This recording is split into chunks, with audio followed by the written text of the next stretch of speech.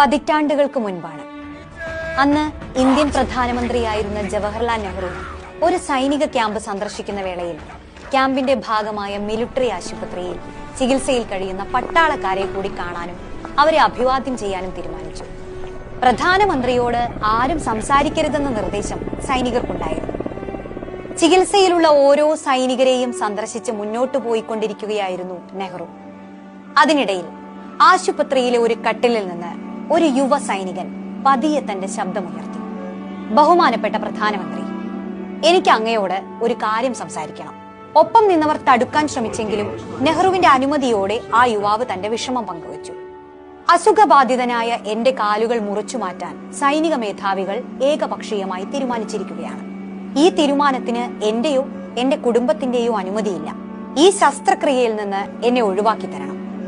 അതുമൂലമുണ്ടാകുന്ന ഏത് അപകടത്തിനും ഞാൻ മാത്രമായിരിക്കും ഉത്തരവാദി. ഏറെ ധൈര്യത്തോടെയും ആത്മാഭിമാനത്തോടെയും സംസാരിച്ച ആ ചെറുപ്പക്കാരനെ സാഗൂതം നോക്കിക്കൊണ്ട് ജവഹർലാൽ നെഹ്റു കടന്നുപോയി. അക്കാലത്ത് സൈനികരുടെ ചികിത്സയുമായി ബന്ധപ്പെട്ട കാര്യങ്ങൾ സൈനിക മേധാവികൾ തന്നെ തീരുമാനിക്കുന്ന വ്യവസ്ഥയായിരുന്നു നിലനിന്നത്. തിരിച്ചെത്തിയ ശേഷം നെഹ്റു ഒരു ഉത്തരവ് പുറപ്പെടുവിപ്പിച്ചു.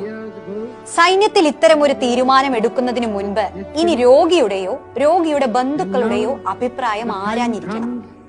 അങ്ങനെ നെഹ്റു വഴി രക്ഷപ്പെട്ട് കിട്ടിയ കാലുകളുമായി ആ യുവാവ് സൈനിക സേവനം അവസാനിപ്പിച്ച് നാട്ടിലേക്ക് മടങ്ങി.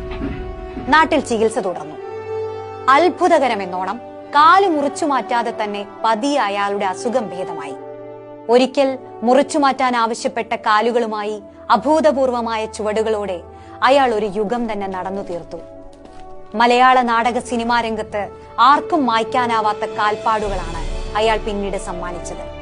പാലപ്പുറത്ത് വീട്ടിൽ സുരേന്ദ്രനാഥ തിലകൻ എന്ന ആ യുവാവ് പിൽക്കാലത്ത് ഇന്ത്യൻ സിനിമയിലെ തന്നെ തലയെടുപ്പുള്ള നടന്മാരിൽ ഒരാളായി മാറി. മലയാളത്തിന്റെ അഭിനയ സംസ്കൃതിക്ക് കാലാതീതമായ കാൽപ്പാടുകൾ സമ്മാനിച്ച നടനകലയുടെ പെരുന്തച്ഛൻ സാക്ഷാൽ തിലകൻ.